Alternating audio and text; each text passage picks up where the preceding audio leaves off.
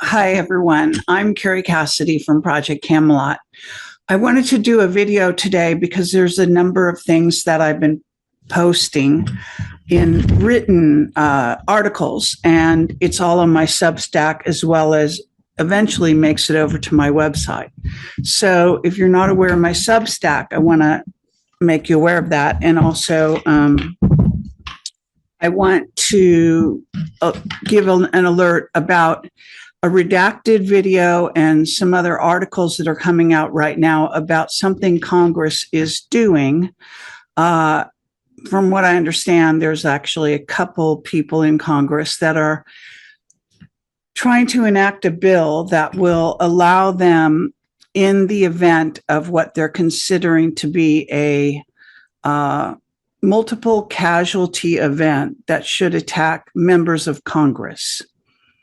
But I want to give you a heads up that that's not what it's really about.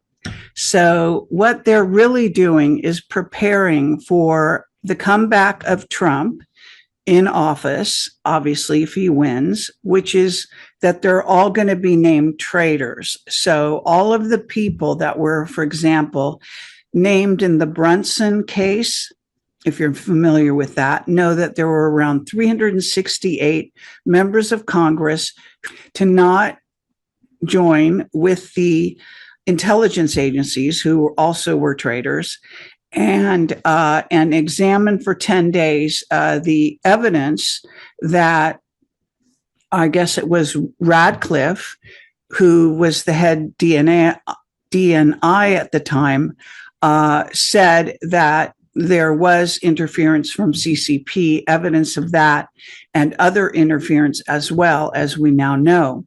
So what we want to do is understand that what Congress is trying to do is cover their backs, because if the Brunson case, maybe they got wind that the Brunson case might be heard by the Supreme Court, in which case all these members of Congress, again, around 368 members, would be literally,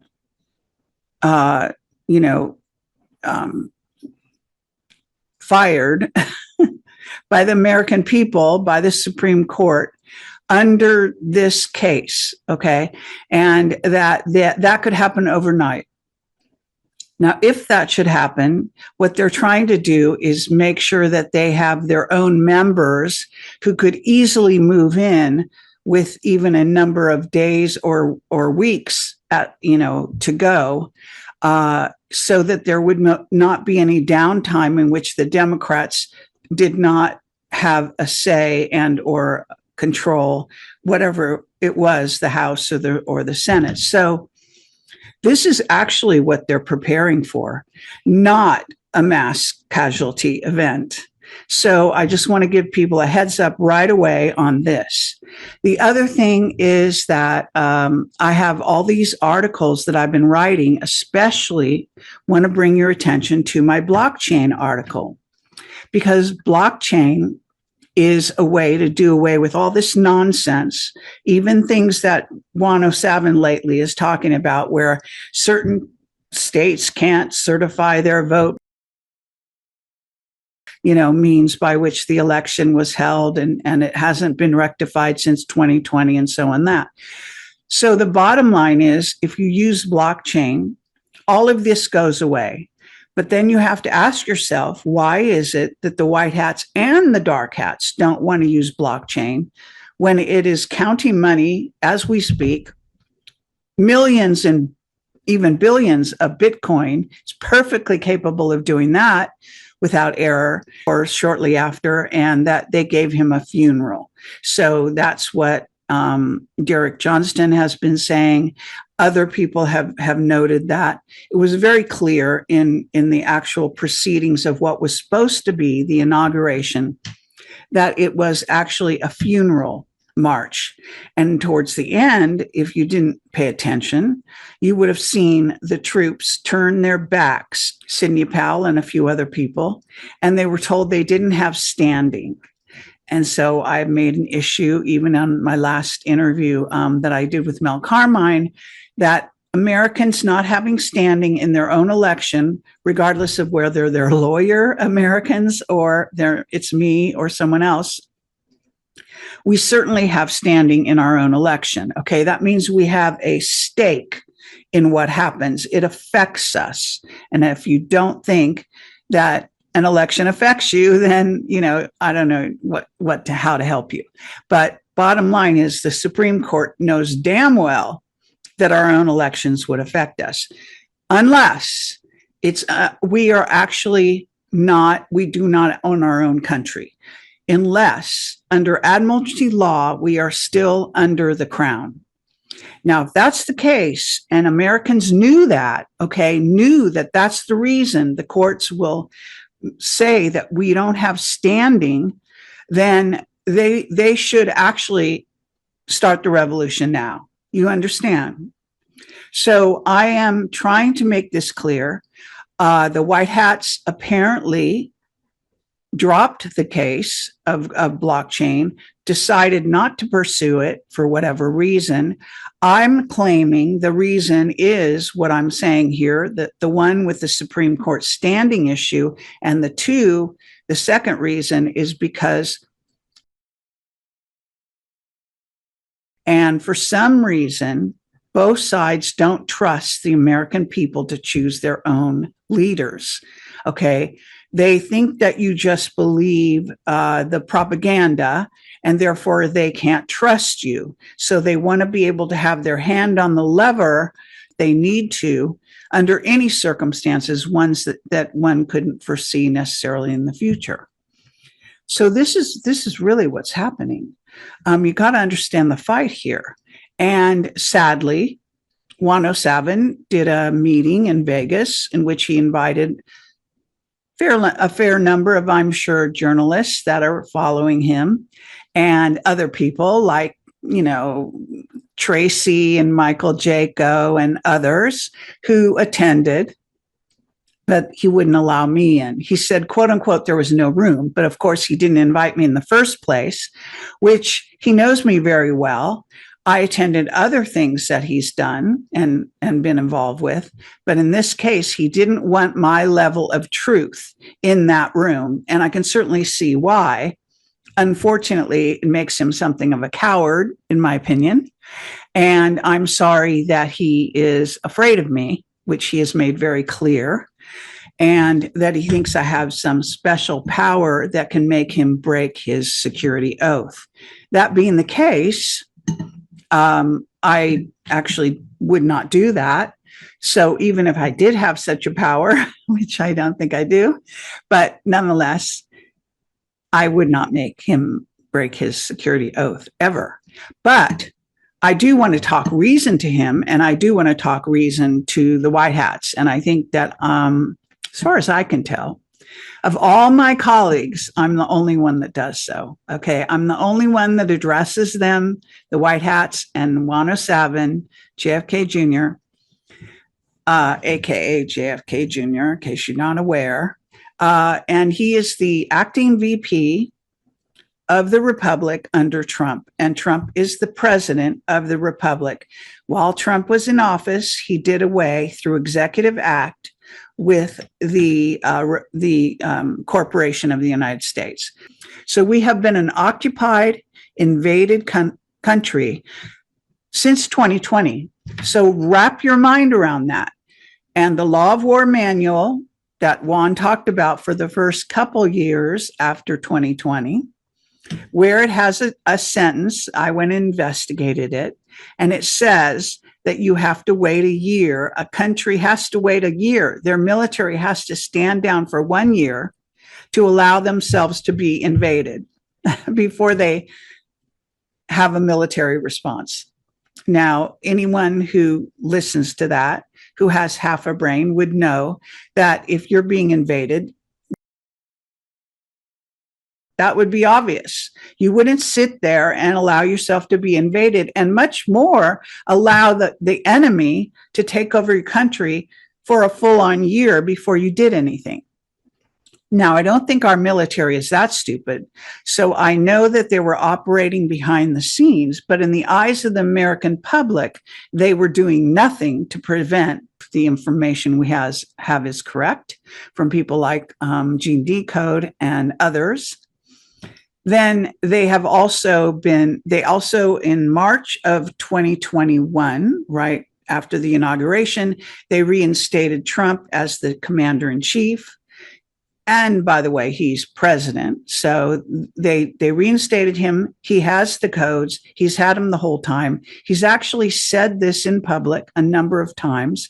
And he's also said it when I was at one of his rallies that was in this place in Nevada. And he said to the whole audience, he explained about it. He even explained how Clinton had the codes and lost them, how Obama had the codes and lost them, how these people didn't even actually have the codes half the time because they were so inept, and how he has them. And during his run for the VP slot. And this was reported by actually a legal testimony, an affidavit that I saw on the internet that was from a whistleblower. And this is a few years ago, and it's disappeared off the web. So these are the true things that you need to be aware of, okay? And we need to have blockchain for the vote, okay? You must understand we cannot depend on, it doesn't matter who they are, who thinks they're in charge, to ask us to vote on the one hand and give us all this nonsense, okay? All the political posturing and popularity contest bullshit that they do, and then not actually allow us to be in charge of the vote, okay? So either get rid of the vote and do something else, which I think we should have sort of a large committee of people that are representing our government, but nonetheless, in the presidential slot, we shouldn't just have one man, and the structure is probably not the greatest, but if you're going to go with this structure, which is certainly better than a lot of the other structures out there, then we should have blockchain for the vote. This is a lie. It's insane that they won't use it. And you should be standing up and protesting prior to this election that you want blockchain for the vote. If blockchain can count billions of Bitcoin and all kinds of money, then it can easily count the vote. And we know that they did that in 2020. Then we know that they are going to do this in 2024. I can guarantee it.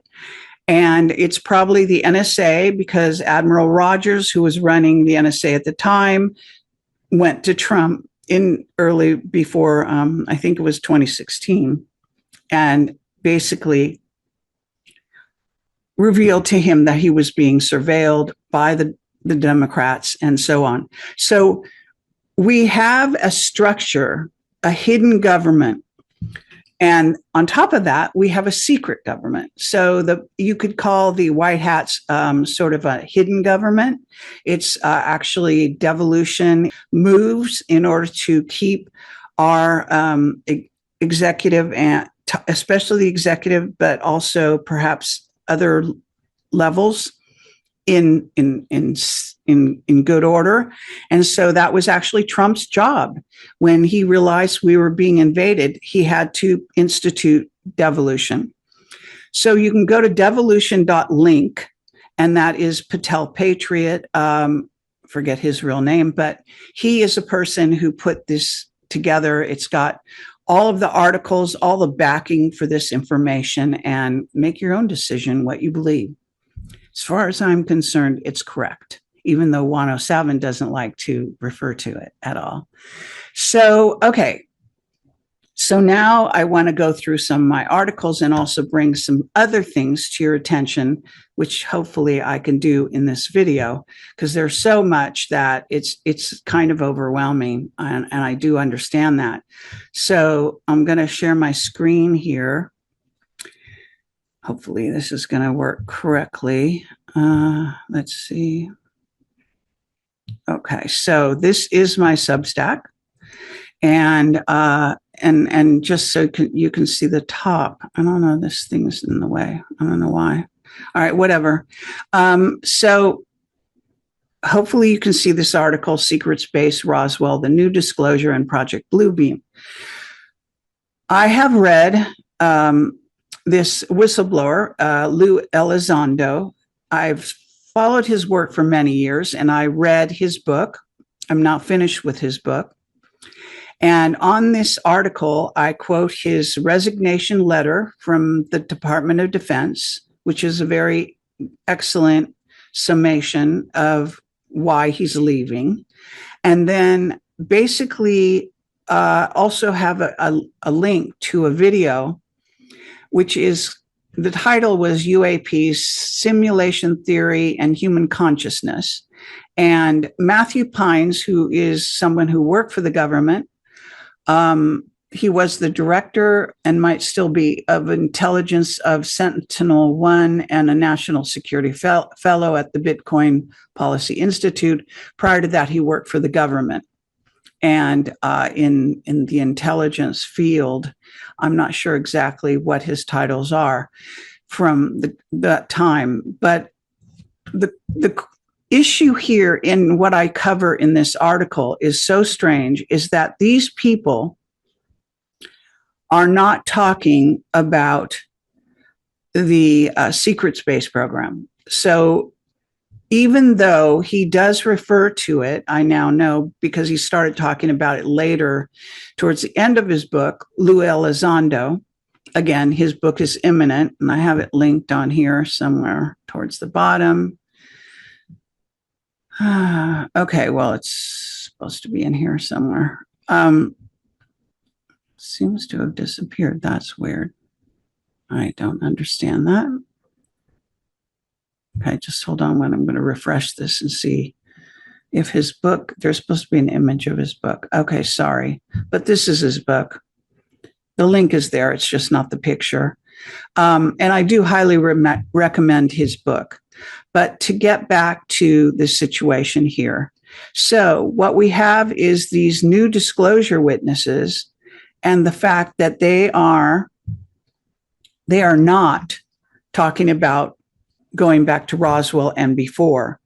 And Project Paperclip, which brought the Nazis over and their space program, and the fact that they had been given the Foo Fighter technology, that they were building saucers back then, that there were even crash retrievals going back to the 1930s, and arguably might be as far back as the 1890s. So when we're looking at these new disclosure witnesses like Grush and the UAP hearing, et cetera, where supposedly a year ago, Congress suddenly woke up bright-eyed and bushy-tailed and suddenly said, oh, we have been actually in danger all this time from the UAPs flying around in our skies with technology that's far better than anything we have, which is just insane when you've been studying this as long as I have, which is 20 years, going on 20 years. And all of the people even before me, like Bill Cooper and Phil Schneider and some of the greats of all time, Jordan Maxwell and Bob Dean and Clifford Stone, who went on crash retrievals all those years ago, back in the 60s.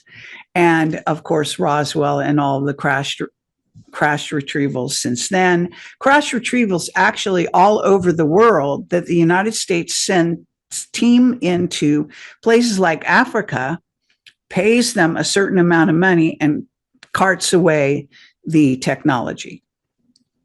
So for Grush to sit in the Congress meeting and actually say that he thought that his testimony was the first time crash retrievals have ever been discussed is absolutely an insult to all of us who have been going to conferences, who've been writing books, who've been investigating this sector for, as I say, like me, people like Rich Dolan, who wrote a volume, 3-volume set on every crash retrieval and every crash UFO sighting by government, by law enforcement, by individuals, and documented this like meticulously, as I say, in 3 volumes that are like this thick each, and published that many years ago. And so we're really talking about a body of work, a intellectual body of work that is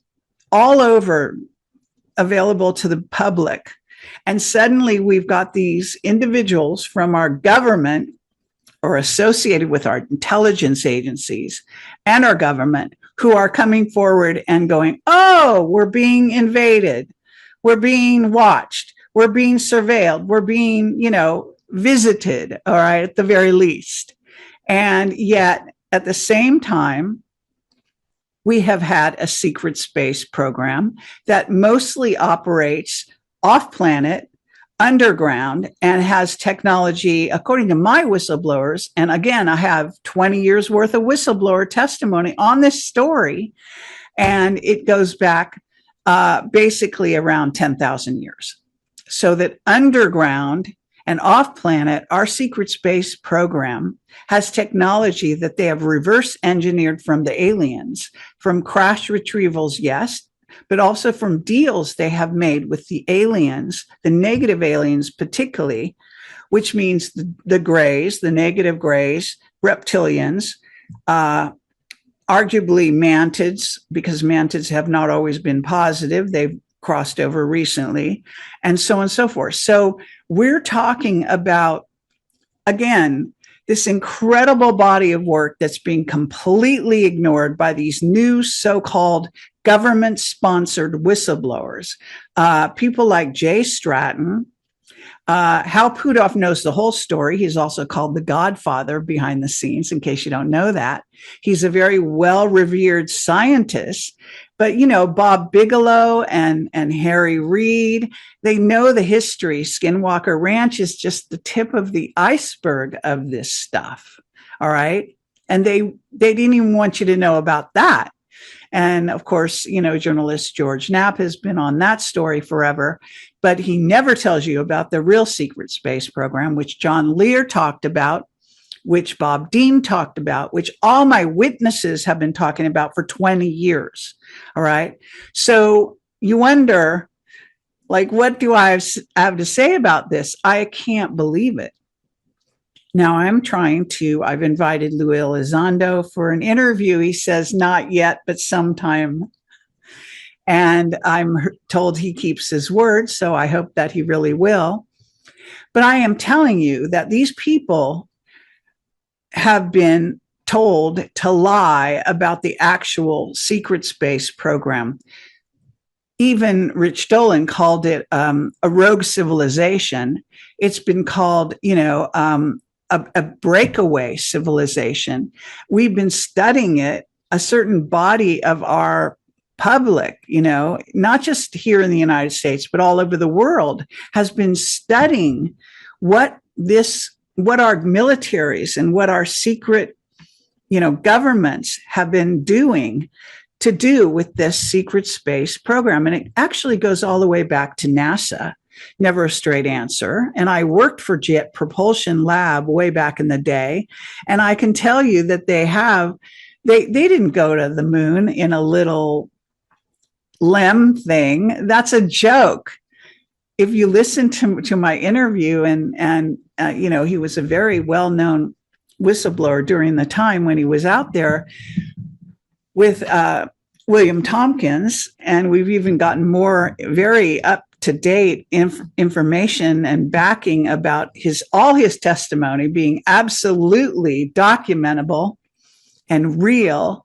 And we've got the records now and all of that, and that's going to come out.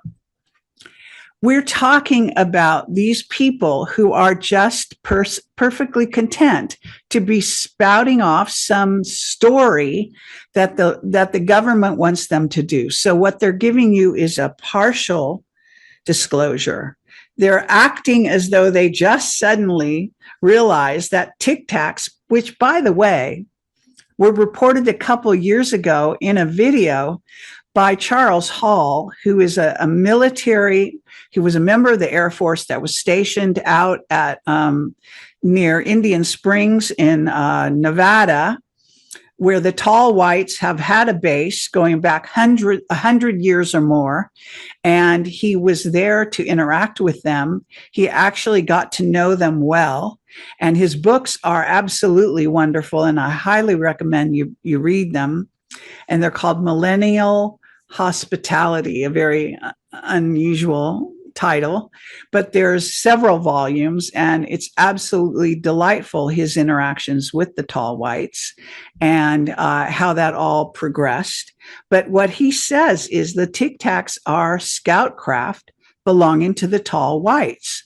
Now, while Lou Elizondo, who talks about the Tic Tacs extensively and how the technology is out of our league, doesn't he know what this testimony of Charles Hall? And I've met Charles Hall. His wife would not let him interview me. Arguably, she's said to be his handler, but I did get to talk to him a little bit, and I've seen him speak, and he's a wonderful man. I've read all his material. I can tell you he's absolutely authentic, and that the scout craft, those Tic Tacs are scout craft, and what I understand now is that the U.S. military has been working with the tall whites going back probably 50 years at least, and that our teams have been building those Tic Tacs for the tall whites, probably because we're more equipped to do any kind of manual labor here on Earth. The tall whites are fairly frail. They're quite skinny, and they do have the white hair, and they're very, they don't even apparently walk on the earth. So arguably it could be difficult for them to be constructing more of their Tic Tac scout craft. So I guess that's why our military is doing a trade-off, and they probably are trading for what? Technology. Hello. And by the way, the tall whites keep to themselves. They're completely benign, and they have nothing to do with Aldebaran reptilian humanoids that came and greeted the Nazis and basically gave them technology and were interacting with Miria Orsic and so on. So there's so much to this story, and I could go on for hours and hours. I'm not going to. I just want people to realize what's being laid at their feet at this moment, and try to direct your attention so that you can maybe start to put things together a little better, especially if you watch Project Camelot and all my videos over the years. So now I'm going to go back and share my screen again. Hopefully this will work well enough. Anyway, so now I'm going to go to a lot of other articles that I've been posting lately. And so I think I can go through. Yeah. So this UAP, Humans in Cages, there is a Marine, Michael Herrera, who came forward with his testimony at actually part of the UAP hearing, but behind the scenes, and also supposedly testified, I think, to Stephen Greer. And then he did some interviews around the place. He agreed to do an interview with me and then backed out. Obviously, I am the person that nobody wants to talk to if they are afraid of telling the truth, because they know that I'll ask the good questions.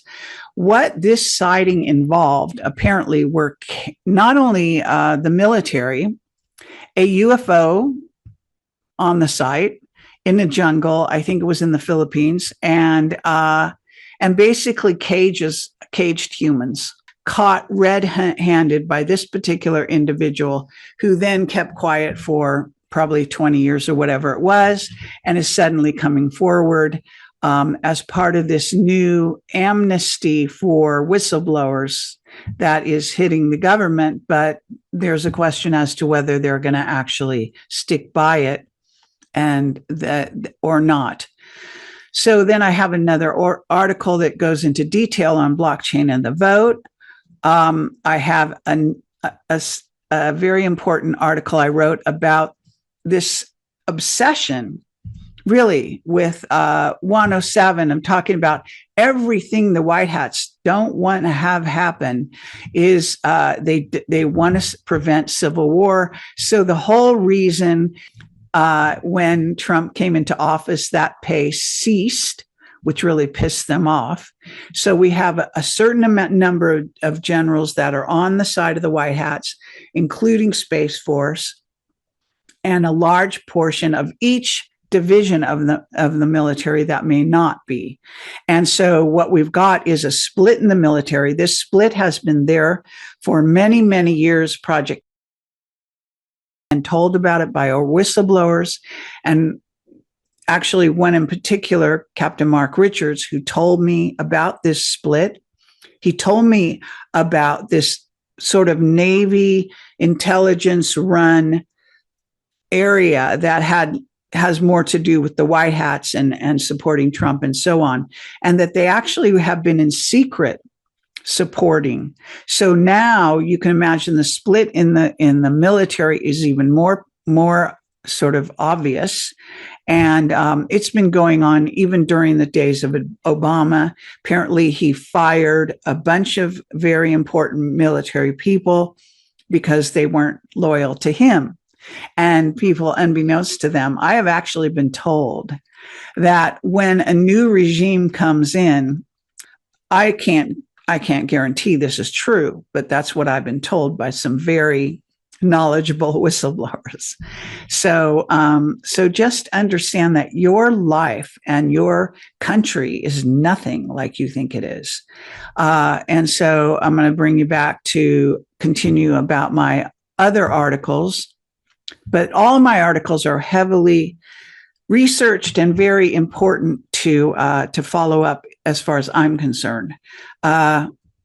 So I've dealt with this, and I there are a number of things that I talked about in public about that are in that article. Okay.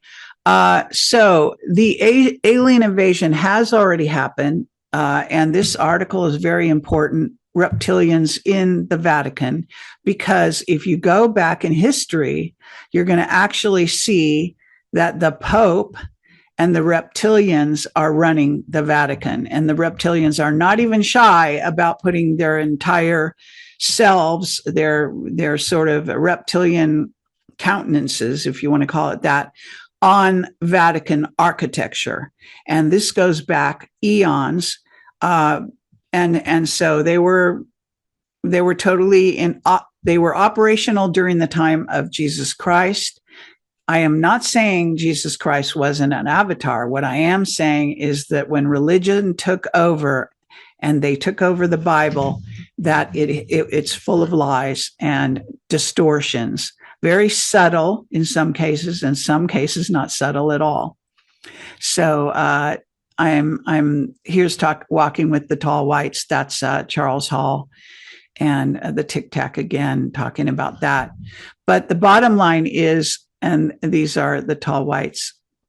So they took all the gold out of the Vatican, but how are you going to remove the mind control exerted through the centuries embedded in your own heads? All the people that have been literally worshiping the reptilians, eating the body of Christ and drinking his blood. This is a reptilian preoccupation. Wake up, people. Get a fucking life. Okay. This is so dire. Religion has been so distorted on our planet. In fact, religion, not spirituality, but religion is just absolutely insane. So I'm going to close that. I'm going to go back here to the continue. So when you're talking about, they're obsessed right now, the whistleblowers, of talking about UAPs, which used to be called UFOs, which is an inane change. They love to change the names of things. That way they remove the stigma, or they remove the, all the attached baggage with any particular wording. Also, they remove the history. So that's what they're trying to do. They're trying to have a clean slate and start over because they've been lying to you for arguably 75, if not 90 years. Your government has been lying to you and putting you and your children in danger to be eaten, to be genetically re-engineered, kept in cages under the Dulce base. All of this Captain Mark Richards has reported on for years to me and other whistleblowers. It's known. So besides the UAP in the sky, where they're talking about the technology being better than ours and so on, our government and our military traded for technology.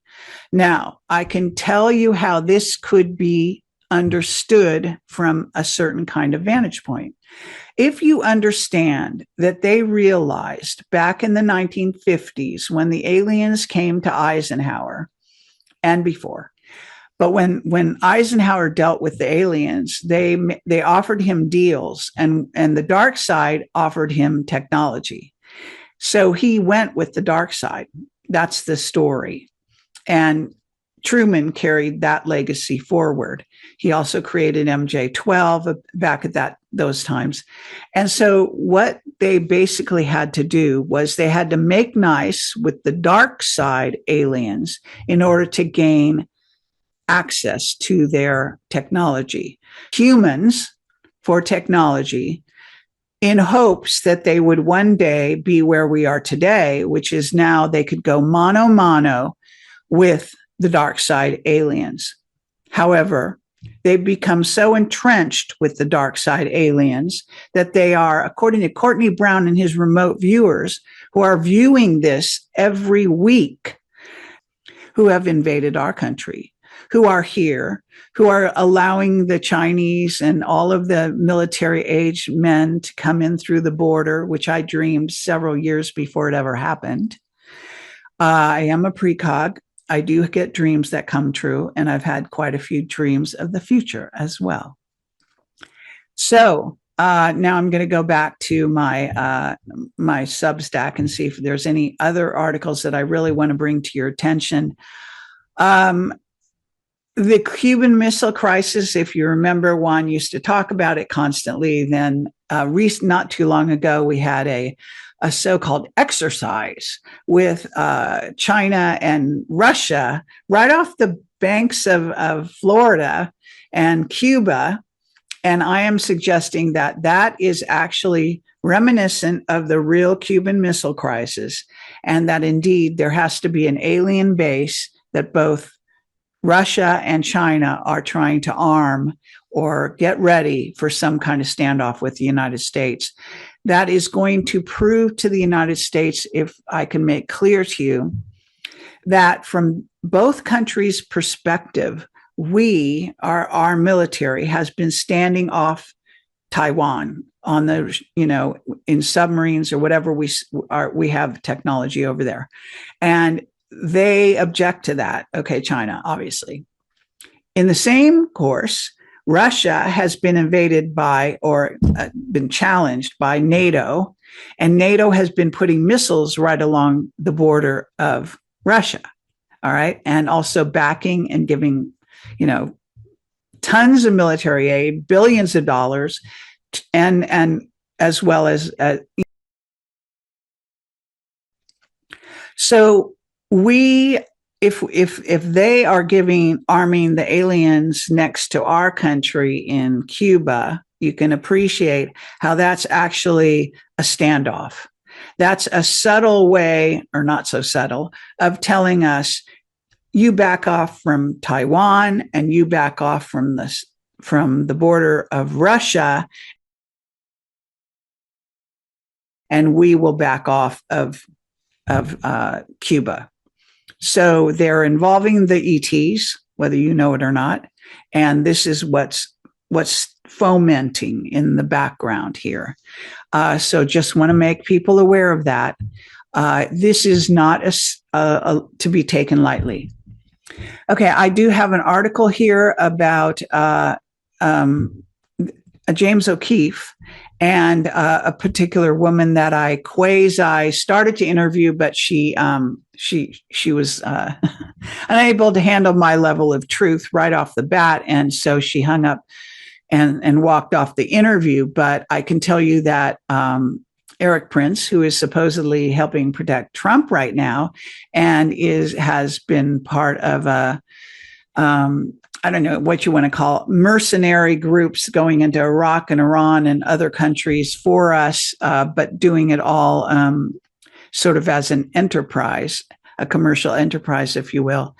But he's the ultimate spy master. He and another individual called Richard Seddon, who is English, have been training the journalists that worked for James O'Keefe and Project Veritas to go into the Democratic Party and spy on them, and then supposedly call them out as communists, which it's very possible there are, but this idea that only one side is doing this is a lie. So I wrote an article to draw people's attention to this whole notion that the last thing international journalists ever want to be accused of is being a spy. But this is the epitome of that Project Veritas under James O'Keefe, with the help of Eric Prince, has been learning how to spy with real spy training on Democrats.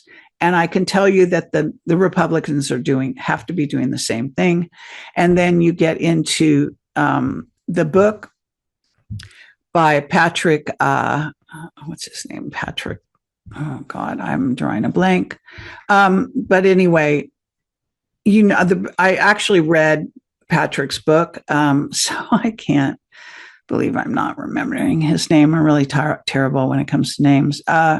Oh yeah, here it is. Okay, so I wonder if I'm showing this still. Hold on.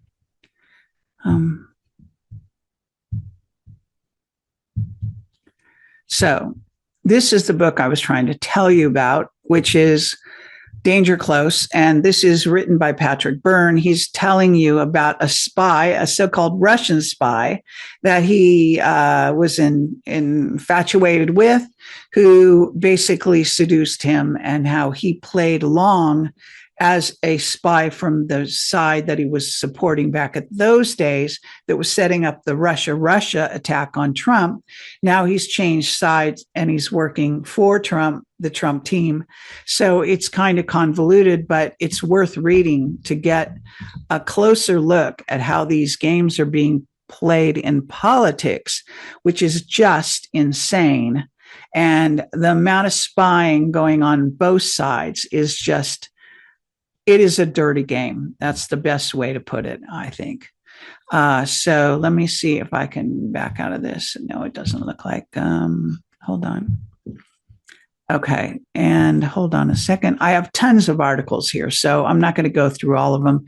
More about blockchain and the vote. This is the first. I called it Tracers Checkmate. And I want to go back here. Interview with me that's quite about early days of Camelot, in case you're interested in all of that, King Arthur and so on, when I talked to Laura Eisenhower and Marissa Casella. And then The Kid by the Side of the Road, JFK Jr., basically urging him to say goodbye to the past and to tell the truth. The others and their influence on world affairs, that speaks for itself. The fact that the White Hats are not in charge, actually, and it's very important to know that they may have been trying to get in charge of certain things, but these latest, they're going to keep warning him in order to keep him in line, in order to prove that they can access him anytime, anywhere. And if you think he's he's a fake Trump, it doesn't matter whether he's fake that time or real, they're still going to get inside any kind of, protection detail that is operational when he's supposedly making a public appearance, etc. So just to be aware, if you don't understand how Illuminati think, then you're not going to understand the enemy. And if you don't understand the enemy, you can't possibly understand the game being played right now and the threats, by the way, that are happening. So, okay, I think I've gone on long enough. I'm going to publish this right away. I'm not going to do any editing or anything. So, whatever delays and mistakes I make. But I just want to say, please question everything. Do not believe the games they are playing. Do not let them scare you, and stand up for your country and for your rights. And please say blockchain for the vote. Take care. Bye-bye.